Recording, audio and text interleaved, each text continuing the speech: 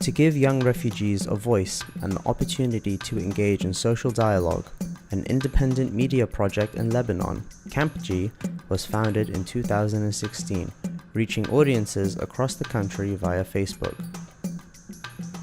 These young journalists go out on the street, talk with camp residents, and do interviews, showing the dedicated stories of refugees told by the refugees themselves. Fatima Al-Haji is one of these young video journalists.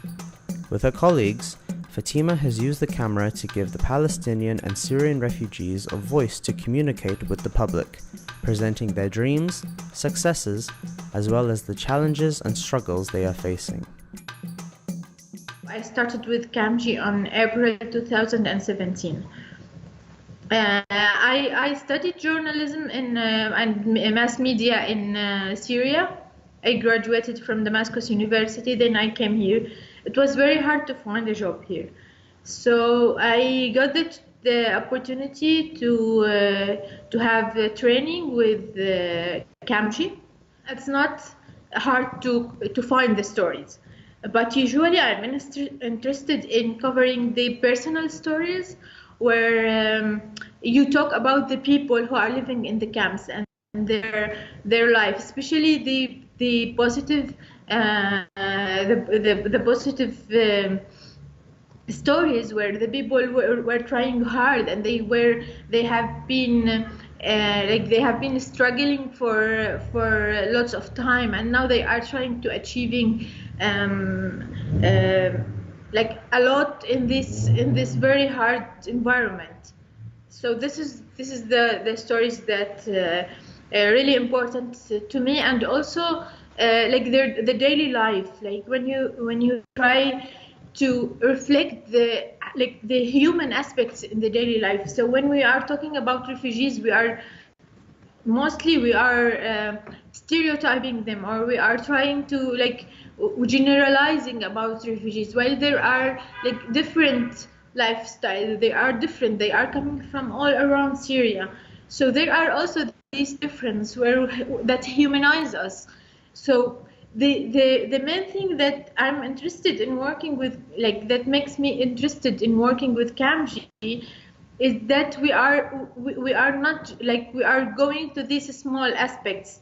We are working on this human, we are trying to reflect the human beings in these camps. Everyone faces daily challenges here. There's a huge problem of unemployment and the fact that if you live in the camp, you aren't officially allowed to work in Lebanon. Most, or maybe all, the works here in Lebanon, they are illegal. So the people, there is nothing to guarantee their situation, to guarantee their rights, their money. This is the worst thing, the economical situation, what makes everything very bad. So now, especially in last year and this year, the situation become worse and worse because the fund for the UNHCR and the main organization that works in Lebanon, they don't have much money, and they could not support the refugees as much as they used to. Although after 7 years, there is no clear plan for the refugees to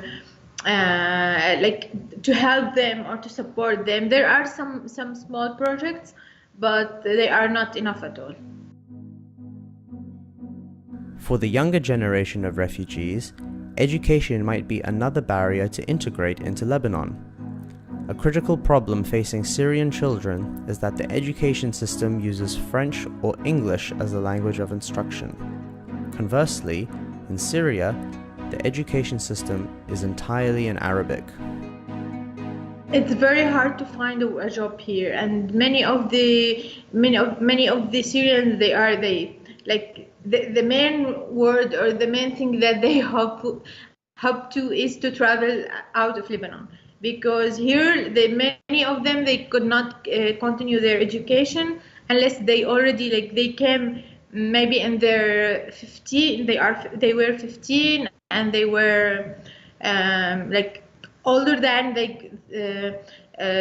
the children who come and starts the school from the beginning. And here is the education system in English or French, while we were like the education in Syria is in Arabic. So when they came here, they could not really be involved in the educational system, which was very hard for them. And there were no alternative to apply for high school or for the brevet.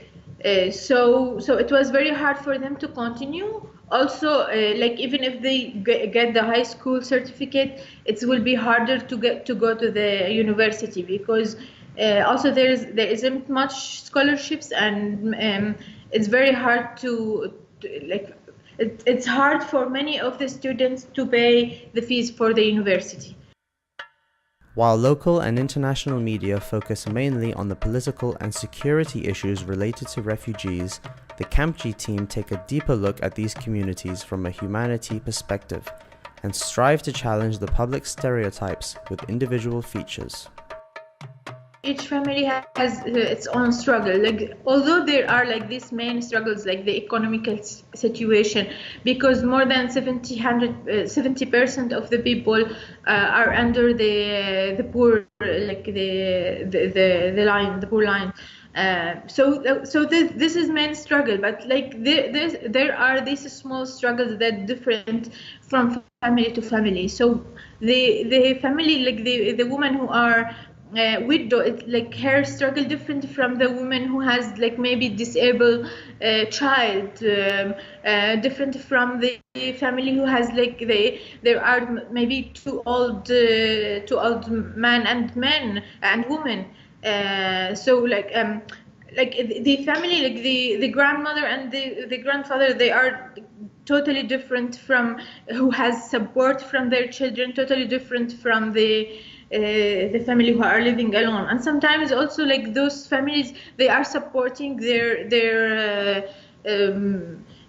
sons or daughters' family, because either they like lost, like her son died, or her daughters get divorced, or like there are many stories. So all these stories, each one of them has its uniqueness. So generalizing all the refugees in one story, this is always dehumanizing them, and this is very dangerous. Campji seems to be more than a media project for refugees. It's a project that provides hope and opportunities for a better future. So some of the reports, like one of the main, like the reports that got succeed, and I was really happy about it, is about a girl who is leading a group of women. They are doing very nice bags from the used plastic bags. So they have this project called Jellyfish. They are doing these nice bags, and they are selling them in Beirut. So this story was one of the successful stories that we could really, like, we tried to bring it to the light, and I think by the time it's start to be more known to the people. Also, we had the series of videos about, we called it Morning in the Camp.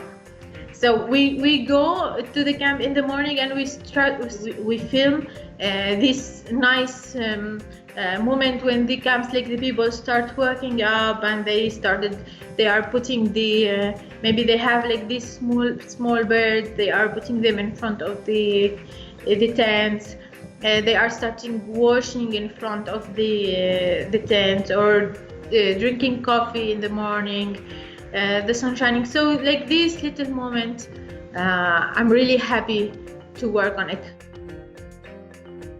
Campji now has more than 34,000 followers on its Facebook page, which acts as their main channel of video distribution. The official website is planned to be released in March. In order to get more awareness among international audiences, translated videos will also be uploaded. I hope that everyone who is really want to know more about refugees and about their stories to try to go more deep and to not follow the mainstream media where they are generalizing the refugee situation. Like it's not only one story, and it doesn't like it has many faces, and it has all these human being aspects.